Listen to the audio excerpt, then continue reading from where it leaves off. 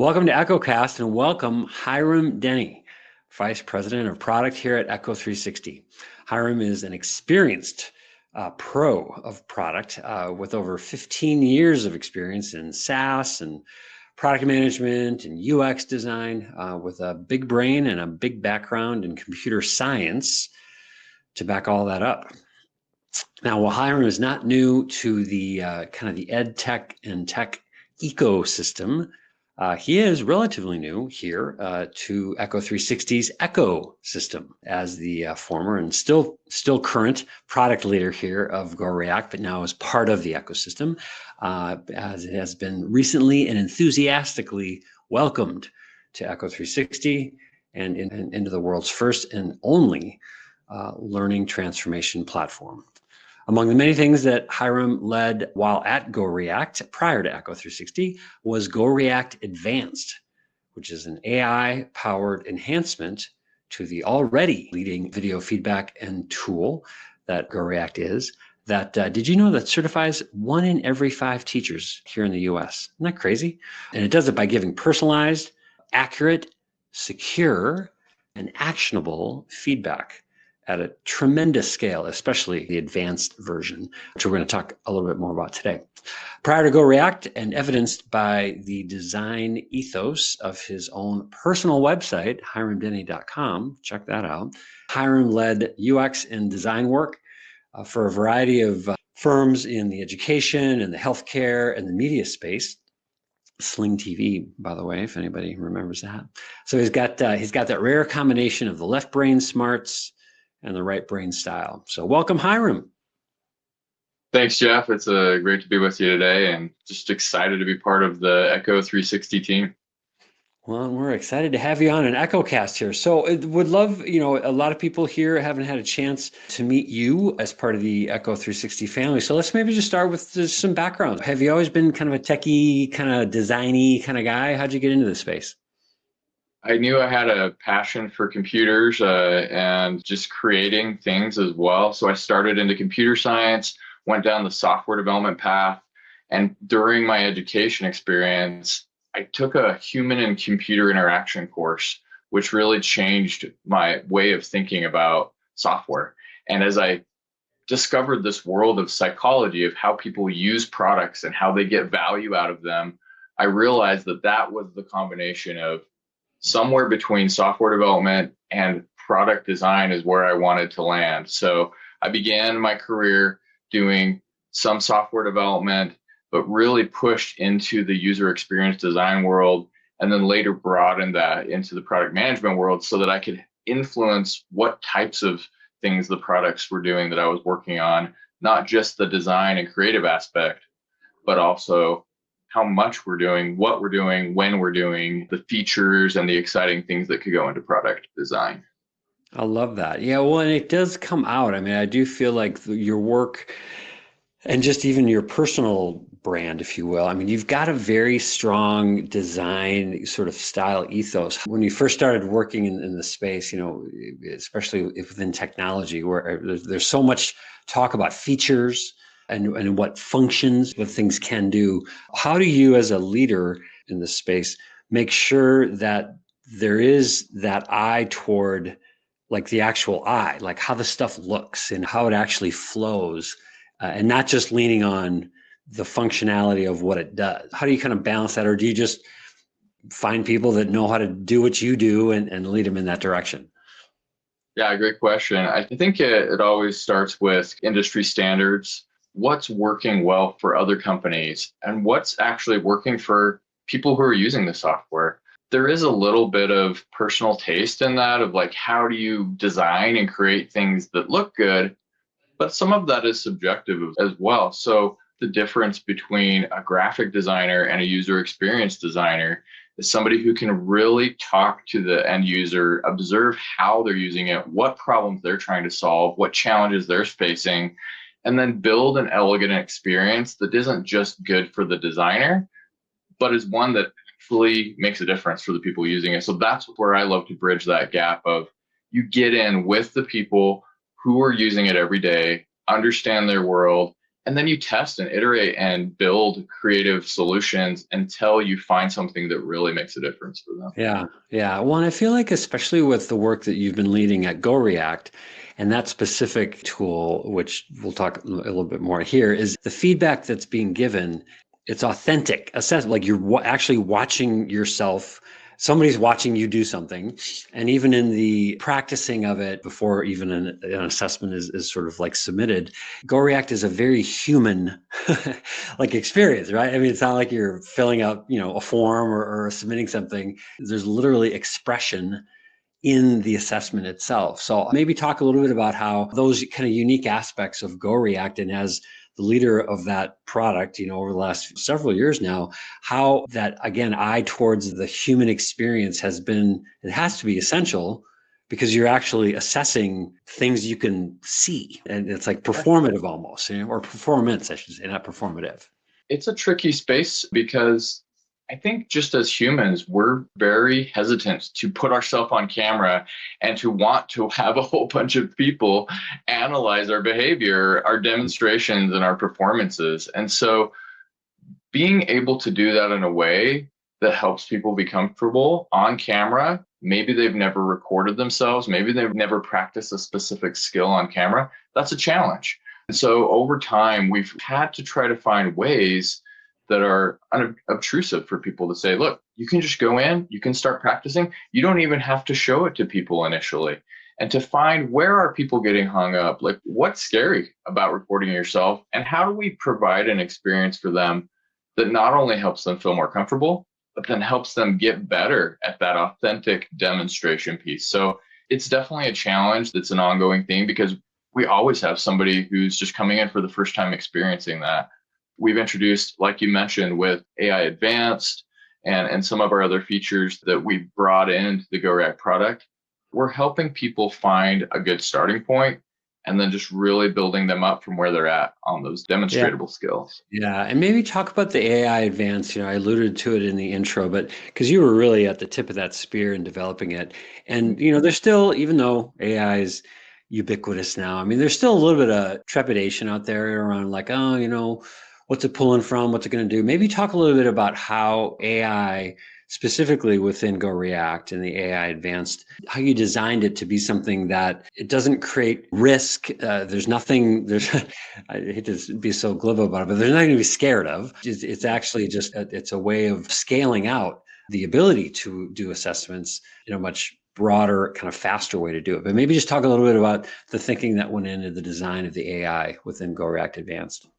There's some hesitation, especially in the education world, about AI because some of these tools are enabling students and learners to take shortcuts and cheat in their assignments.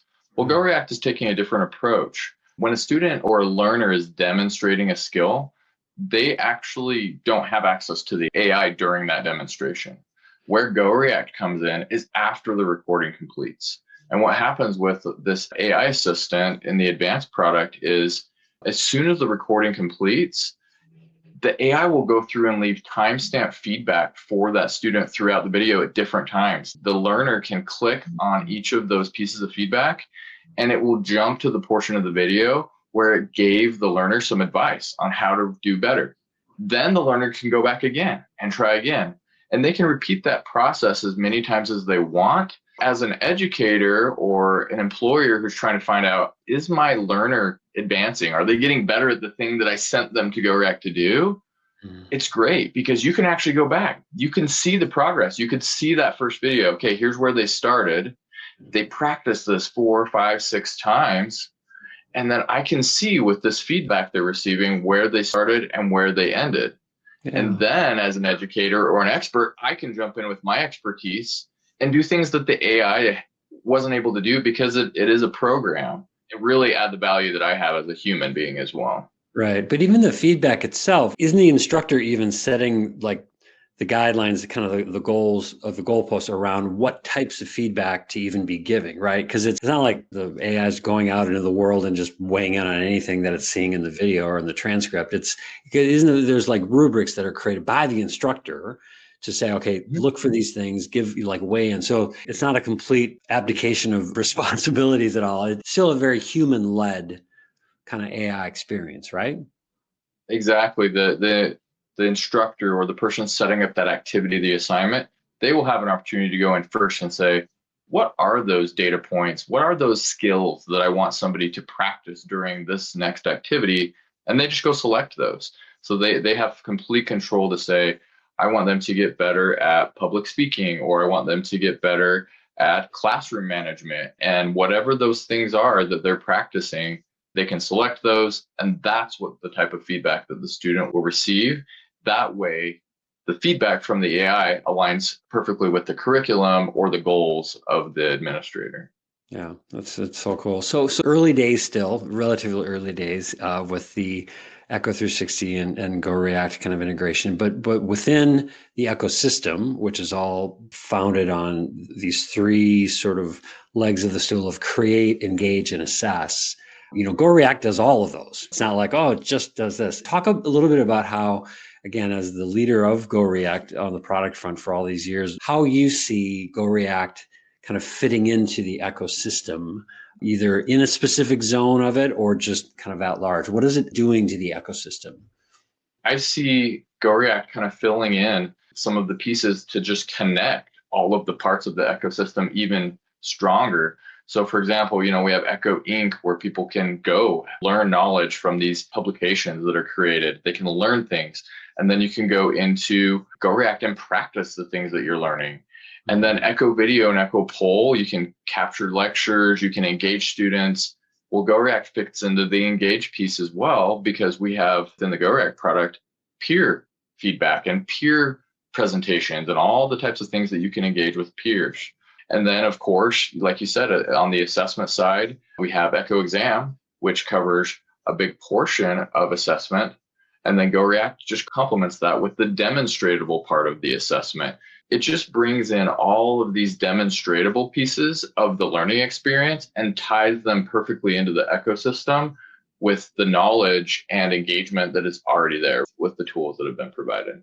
Very cool. Yeah. All right. So my last question here, Hyrum, is kind of like asking a parent about who their favorite kid is, and we all say the right thing, and we all say, "Oh, I love all my kids equally." But come on, even as a product leader, there's got to be something. It's got to be one thing in GoReact that this is my favorite. Okay. So what's the one thing about GoReact over all the years? It could be an obscure thing. Maybe it's a very obvious thing, but what's something that you just get up in the morning, you come to work and you're like, God dang, that's really cool. I love this aspect of it. I love this feature of it. I love this, whatever it is. What would that be?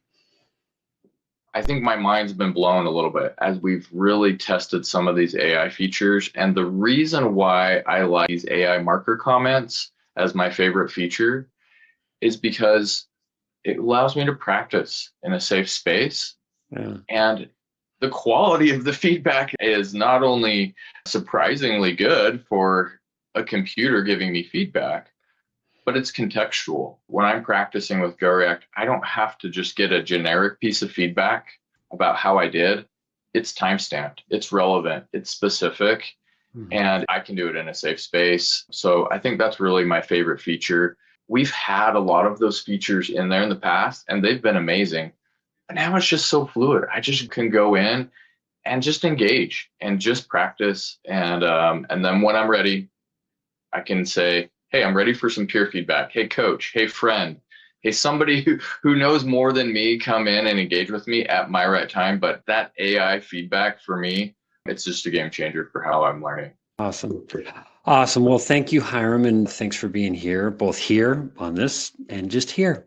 So we're going to let Hyrum go, but everybody else actually stick around for a quick now demonstration of aforementioned feature and functionality that Hyrum just talked about there. So that's what will happen next here. And then you can all, just as a reminder, you can go to echo360.com for more episodes like this and more resources to transform your own learning.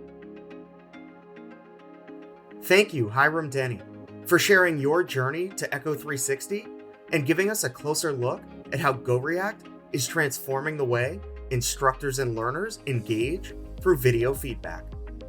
My name is David Kaplan, product expert here at Echo360, and now I'll show you how GoReact's AI-powered feedback tools are making authentic assessment more scalable, insightful, and learner-centered than ever before. Let's jump right into a video already submitted by a learner. Once the video is recorded or uploaded successfully, as seen here for this job interview practice, an instructor is able to utilize, as Hyrum stated, time-embedded comments and custom summative evaluation forms to provide targeted, specific, and consistent feedback across a multitude of learners. The transcript of the video is auto-generated and tagged based on which individual is speaking. In the case of this video, it's notated as A and B. Analytics are automatically provided, which track the use of filler words, pauses, hedging words, and pace. In addition to these features, Hyrum highlighted his favorite functionality across GoReact, which is AI feedback. In this case, the AI assistant is tracking markers around clarity, but countless other markers are available depending on the skills being assessed. As you can see, GoReact has identified an area for improvement as well as praise. Not only does GoReact notate at which timestamp the feedback is relevant to, but it suggests ways of specifically improving, even going so far as to suggest alternative phrases or ways of performing differently in the future. As Hyrum highlighted, tools like this aren't about replacing human feedback, and they don't risk academic integrity. They're about amplifying the learning experience. Instructors stay focused on coaching and pedagogy, while GoReact handles the repetitive, time-intensive tasks in the background. Whether you're teaching public speaking, clinical skills, classroom delivery, or business presentations, GoReact is helping institutions modernize assessment and empower learners through more timely, personalized feedback. Because learning changes for the good.